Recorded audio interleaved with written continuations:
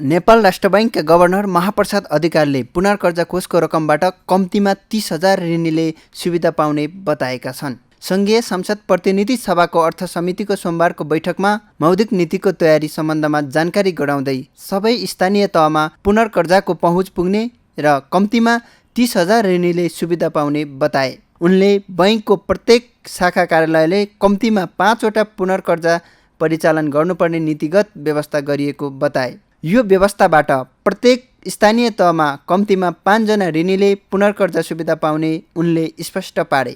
अहिलेको व्यवस्था अनुसार सबै ऋणीमा पुनर्कर्जाको पहुँच नभएकाले 37 जना ऋणीले 7 अर्ब बराबरको पुनर्कर्जा रकम उपभोग गरेको बताए। उनले अप्ठ्यारो परेको अवस्थामा पुनर्कर्जा कोषलाई 5 गुणासम्म परिचालन गर्न सक्ने गरी नीति निर्माण गरिरहेको बताए। गभर्नर अधिकारीले राष्ट्रिय अर्थतन्त्रलाई अगाडि बढाउन वित्तीय स्रोत साधनलाई परिचालन गर्ने गरी मौद्रिक नीति आउने बताए।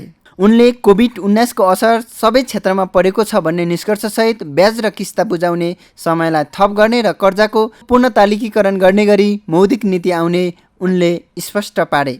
हाम्रो पोलिसी जे आउँछ त्यसबाट आन्तरिक उत्पादन राष्ट्रिय अर्थतन्त्रलाई कसरी अगाडि बढाउन सकिन्छ, त्यो सिलसिलामा रोजगारी कसरी सृजना हुने गरी ब्याङ्किङ सिस्टममा भएको रिसोर्सेस अर्थात् वित्तीय स्रोत साधनलाई परिचालन गर्ने भन्दै हामी लाग्ने हो। त्यसभित्रका कुनै इन्स्ट्रुमेन्टहरू हामीले तय पनि गरिसकेका छौँ। अघि प्रश्न निस्क्यो राष्ट्र ब्याङ्कको आफ्नो हातमा रहेको पुनर्कर्जा, त्यसलाई हामीले यसचोटि साँच्चै हजुरहरूले हेर्नु हो भने त्यसभित्रको कन्टेन्ट निकै चाहिँ रिभ्याम्प गरेका छौँ।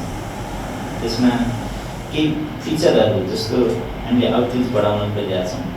आउटरिच कुन सेन्समा 753 ठाउँमा ब्याङ्क पुगिसकेपछि प्रत्येक ब्याङ्क ब्रान्चबाट एटलिस्ट 5वटा पुनर्कर्जा पाउनुपर्छ भन्नुको अर्थ सबै जिल्लाका सबै गाउँपालिकाले पुनर्कर्जाको सुविधा पाउँछन्। आजको स्ट्याटस हेर्नुभयो भने 37वटा जम्मा ऋणीले 7 अर्बको पुनर्कर्जा प्रयोग गरेका छन्। त्यसबाट हामी त्यो 7 अर्ब त्यो 7 अर्बले त हामी 753 ठाउँमा पुग्दैछौँ यो नयाँ व्यवस्था अनुसार र कमसेकम 30,000 ऋणीले पाउँदैछन्। 753 नै जाँदाखेरि एउटा ब्रान्चबाट मिनिमम चाहिँ 5वटा सब्मिट गर्नुपर्छ, बेसी जति पनि गर्न सक्छ ब्याङ्कले। 1 वर्षभित्र कमसेकम हामी त्यो स्टेजमा पुग्छौँ। हाम्रो त्यो प्रयास छ। सँगसँगै हामीले ऋण लगाएका छौँ। हिजो चाहिँ अलिक ठुलो थ्रेसहोल्डमा एकैजना लिइरहेको थियो भने सबैलाई पुर्याउनको लागि ऋण लगाएका छौँ। अब यसको उद्देश्य के हो त भन्दा एउटा चाहिँ ब्याज 5% पाउने, अधिकतम 5% हामीले लाग्छ। एक्सपोर्ट अलिकति चाहिँ त्यो महिलाले सञ्चालन गरेको उद्योगहरूको लागि त अझै 3% नै पाउँछ। त्यसले गर्दा ब्याज सब्सिडाइज हुने हो, खालको राहत हुने हो। तर सँगसँगै हामीले एउटा कतिपय उद्यमी व्यापारी साथीहरूलाई पनि कन्भिन्स गर्न गाह्रो भइरहेको विषय चाहिँ के भने राष्ट्र ब्याङ्क आफैमा फाइनेन्सर होइन, यसको आफ्नै टेक्निकलिटी छ। फाइनेन्सर त ब्याङ्क वित्तीय संस्था हो, उनीहरूलाई इजाजत दिएको फाइनेन्सिङ गर्नको लागि। राष्ट्र ब्याङ्कले गर्ने इन्टरभेन्सन भनेको एउटा टेम्पोरेरी हो, ट्रान्जिसनल हो, अप्ठ्यारो परेको बेलाको लागि हो, सधैँलाई त्यो हुँदैन। हाम्रो इन्टरभेन्सन त नै 1 खर्बको पुनर्कर्जा सरकारले भनिसकेको छ। हामीसँग 37 अर्ब अहिले फन्ड छ। 37मा हामी अरू 3 अर्ब टेन्टेटिभ राख्न सक्छौँ यो वर्षको नाफाबाट। त्यसले गर्दा हामीले अर्को निर्णय के गरेका छौँ भने यो अप्ठ्यारो परेको बेलामा त्यो फन्डलाई चाहिँ हामी ब्याकअप फन्डको रूपमा राखेर त्यसको 5 टाइम्ससम्म लगानी गर्न सक्ने गरी राखेका छौँ। हामीले चाहिँ के गरेका छौँ भने यो कोभिडबाट मार नपरेको कोही पनि छैन भन्ने एजम्सम्म पुग्यौँ हामी फाइनली। त्यो स्टेजमा पुग्यौँ। सबैसँग छलफल गरिराख्दा यसलाई चाहिँ पर्या छैन होला धेरै मार भन्दाखेरि त्यो स्टेजमा पुग्यो। केही यो खाद्यान्न र औषधि प्रड्युसरहरू बाहेक अरू सबैलाई चाहिँ असर परिरहेको अवस्था देखियो। त्यसले गर्दा यो बेसिक डिफर्मेन्ट नहुने इन्ट्रेस्ट र किस्ता बुझाउने कुरालाई केही समय सबैलाई नै साथ दिनेछ। त्यसलाई चाहिँ क्याटेगोरी हेरेर कसलाई 3 महिना, कसलाई 6 महिना, कसलाई 9 महिना, कसलाई वर्ष दिन, केहीको चाहिँ अब वर्षै दिन सारेर पनि हुँदैन, ब्याज पुँजीकरण गर्नै पर्छ।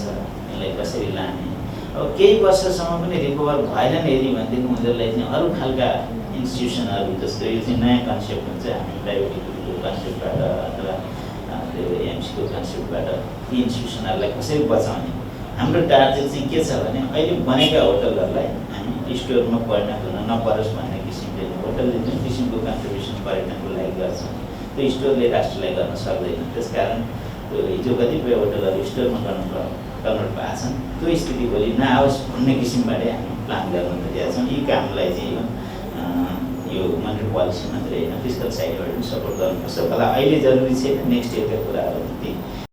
बैठकमा पूर्व प्रधानमन्त्री एवं पूर्व अर्थमन्त्रीले कोभिड-19बाट असर परेको अर्थतन्त्रलाई माथि उठाउन वित्तीय उपकरणको परिचालन महत्त्वपूर्ण हुने बताएका छन्। पूर्व प्रधानमन्त्री डाक्टर बाबुराम भट्टराईले अपेक्षा गरेअनुसार नीति तथा कार्यक्रम र बजेट नआएकाले त्यसमा छुटेका विषयलाई सम्बोधन गर्ने गरी मौद्रिक नीति आउनु पर्ने बताए। उनले रेमिटेन्सबाट आउने पैसा उत्पादनमूलक क्षेत्रमा परिचालन हुन नसकेकाले वित्तीय उपकरणको परिचालन मार्फत त्यस क्षेत्रमा परिचालन गर्न आवश्यक रहेको बताए।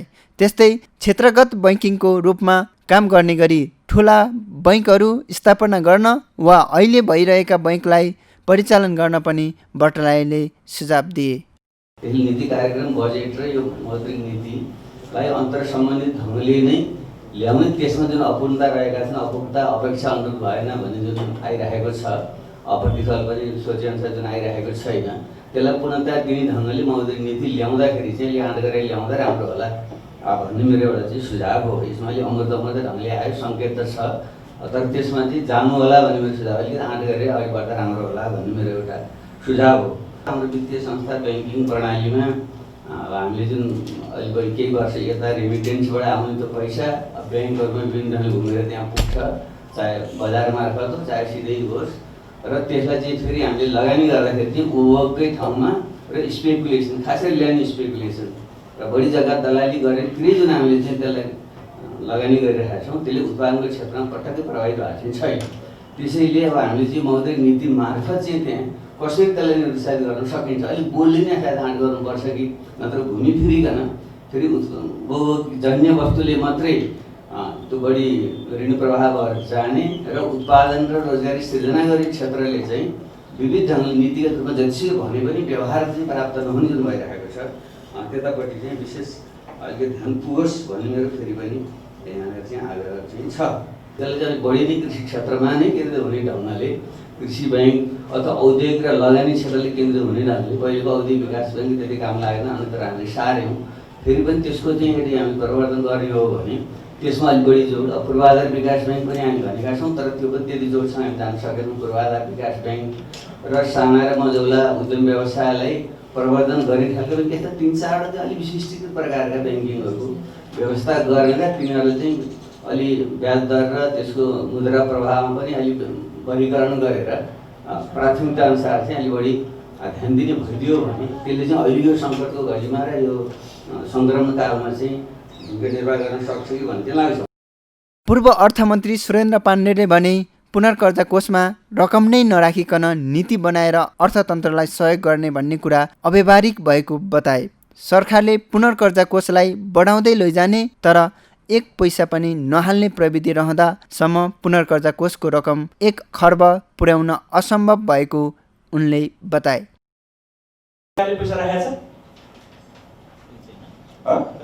50 अरब भित्रमा राखेको छ, 1 पैसा पनि राखेको छैन, 1 पैसा पनि राखेको छैन, इम्प्लिमेन्टवाला 50 त्यहाँ चाहिँ 1 पैसा पनि राखेको छैन, फन्डको व्यवस्था भइसकेको छ, सधैँ छैन। एक्सर्साइज गरिरहेको अब एक्सर्साइज अब गर्दैछौँ हामी। अब दोस्रो तपाईँले 100 अरब राख्ने भन्नुभएको छ, त्यसमा तपाईँले लास्ट इयर चाहिँ 10 अरब राखेको छ, चालु वर्ष 10 अरब राखेको छ सरकारले, तपाईँहरूले 8 अरब होइन, त्यो हाम्रो राष्ट्र ब्याङ्कमा 18 अरब तपाईँहरूको मात्रै राष्ट्र ब्याङ्क होइन, 37 अरब छ हाम्रो मात्रै अहिले, बाँकी चाहिँ पैसा छैन। होइन, त्यसलाई हामीले व्यवस्था मिलाएको 100 अरब पुर्याउनुहुन्छ 100 अरब लोन दिने गरी व्यवस्था गरिरहेको छ होइन। भनेपछि यहाँनिर पनि समस्या छ। त यी कुराहरूलाई तपाईँले त्यो चाहिँ कागजमा मात्रै राखेर होइन, मैले त्यसो अघि भने काम चलाऊ चाहिँ यो एकचोटि हाम्रो विष्णु पौडेलले हँसाउनुहुन्थ्यो क्या, हाम्रो केसीले खेलकुद मन्त्री बन्नुभएछ बलबहादुर केसी, 900 जनालाई नियुक्ति दिनुभएछ, दरबन्दी छैन, 100 150 कति रहेछ, त्यो दरबन्दी अनुसारको तलब आउँछ, पैसा आउँछ चाहिँ, अनि पैसा माग्न आउँछ, पुँजी पस्ने ठाउँमा चाहिँ तिम्रो हाजिर गर्नु, ठाडो कागजमा तिम्रो बाहिर घर जानु, अनि तलब चाहिँ के हो भनेदेखि 3 महिना 4 महिना 5 महिना भएपछि त्यसमा बाँडेर एकचोटि पाउँछौ, आउँछौ लिएर जाऊ भनेर भन्छ। 5 महिना एकचोटि आयो, आज आउनेले अर्कोचोटि पाउँदैन, अर्कोचोटि आउनेले अर्कोचोटि पाउँदैन। अब हाम्रो हालत यस्तै खालको भयो भने यस्तो नहोस्, खालि मैले यसो भन्न खोजेको। पूर्व अर्थमन्त्री ज्ञानेन्द्र बहादुर कार्कीले व्यापारीहरूले ऋणको किस्त भुक्तानी गर्न नसकेको अवस्थालाई ध्यान दिएर मौद्रिक नीति ल्याउन सुझाव दिए। उनले साना तथा घरेलु उद्योगलाई पुनर्कर्जा कोषमा सहभागी गराउन विशेष कार्यक्रम आवश्यक रहेको बताए। व्यवसायहरूले लिएका जुन ऋणहरू छन् तिनीहरूको इन्स्टलमेन्टको बारेमा जुन असारसम्ममा तिर्नुपर्छ त्यो इन्स्टलमेन्टको बारेमा के वैज्ञानिक हामीले व्यवस्थापन गरेका छौँ र जसले गर्दाखेरि अर्थतन्त्रलाई चलायमान गर्नका निमित्त त्यसले सहज पुर्याउँछ, त्यसको बारेमा मौद्रिक नीतिले के सोचेको छ त्यो पनि एउटा जान्न चाहन्छु। त्यस्तै गरेर यो साना तथा घरेलु जुन उद्यमीहरू छन् जसको हाम्रो मुलुकको अर्थतन्त्रमा धेरै ठुलो महत्त्व छ, तिनीहरूका निमित्त कुनै विशेष कार्यक्रमहरू हामीले मौद्रिक नीति अन्तर्गत तर्जुमा गर्दैछौँ कि छैनौँ र ब्याङ्कले जुन डिभिडेन्ड पार्छ त्यसको बारेमा ब्याङ्कहरूले डिभिडेन्ड के गर्छ त्यसको बारेमा के छ र जुन रिमोट एरियाहरू छन् त्यो रिमोट एरियाहरूमा तिनीहरूलाई रिफिनान्स गरेर त्यो क्षेत्रको उन्नतिका निमित्त मौद्रिक नीतिले के सोचेको छ त्यसमा पनि मेरो जिज्ञासा छ। र अहिले जुन इन्फ्लेसन छ त्यो इन्फ्लेसन रोक्नका निमित्त र हाम्रो बजेट भाषणमा 7% वृद्धि दरको कुरा गरिएको छ र यो 7% वृद्धि दर कायम गर्नका निमित्त मौद्रिक नीतिले के सोचेको छ यिनै मेरा संक्षिप्त मेरो जिज्ञासाहरू छन्। त्यस्तै मूल्य वृद्धि नियन्त्रण र 7% आर्थिक वृद्धिको लक्ष्य पूरा गर्ने विषयमा ध्यान दिन आग्रह गरे।